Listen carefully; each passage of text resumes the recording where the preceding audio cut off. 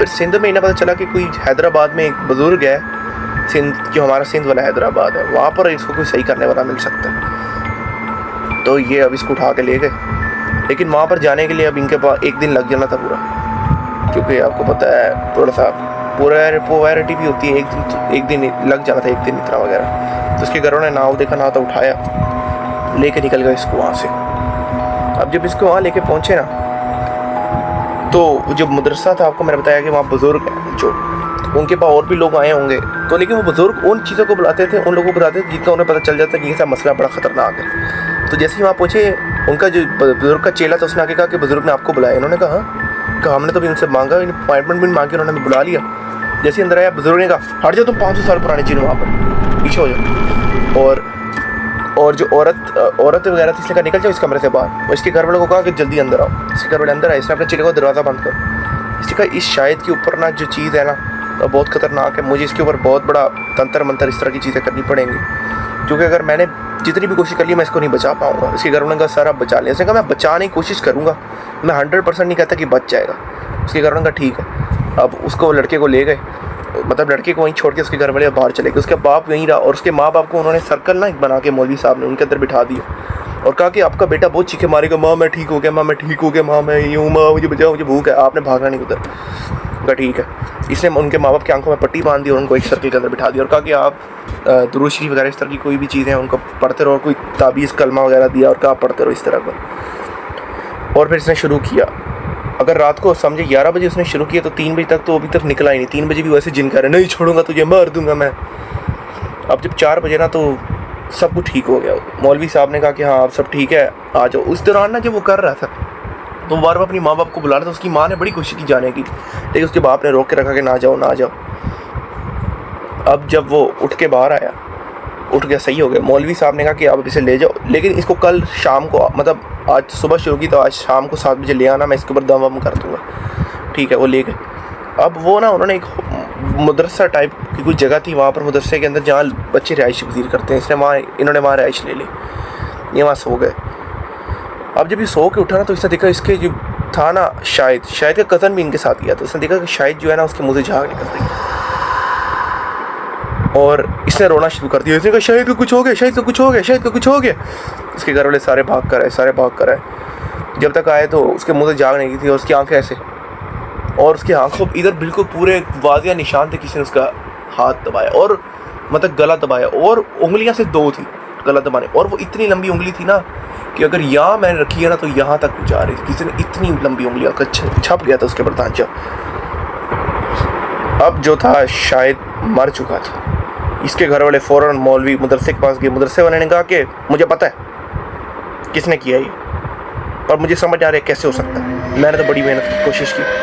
तो उसने कहा, मौलवी साहब ने कहा कि मुझे इसके बारे में जानने दो क्या है। मौलवी साहब ने अपनी आँख बंद की। मौलवी साहब को जब आँख खोली तो मौलवी साहब बड़े गुस्से में, मौलवी साहब इसकी इतनी जुर्रत, ये मेरे साथ ऐसा करेगा।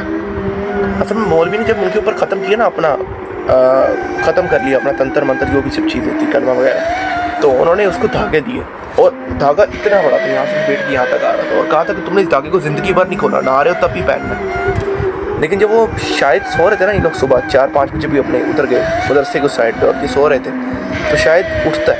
इन्होंने जब अपने आंखों बंद करके कहा शायद उठा, शायद की आंखें पूरी वो थी ग्रीन कलर की। वॉशरूम गया, उसने धागा खोला और धागे के ऊपर मूत दिया और कहा कि मैं तो 500 साल से हूँ, 500 साल से हूँ, और मैं तुम्हें, तुझे क्या लगता है तू अपने 21-22 साल के इनसे मुझे 500 साल वाली ताकत को रोक लेगा?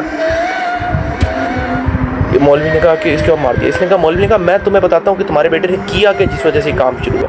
तुम्हें याद होगा तुम्हारा बेटा मेडिकल स्टोर पे नौकरी करता था रात के वक्त। अब वो रात के वक्त नौकरी कर रहा था तो उसके पास एक बड़ का दरख्त था, वहाँ एक रूह जा रही थी, चुड़ैल कह रहे थे वो, उन्होंने तो चुड़ैल ही कहा था। तो उस चुड़ैल को ये लड़के पे दिल आ गया।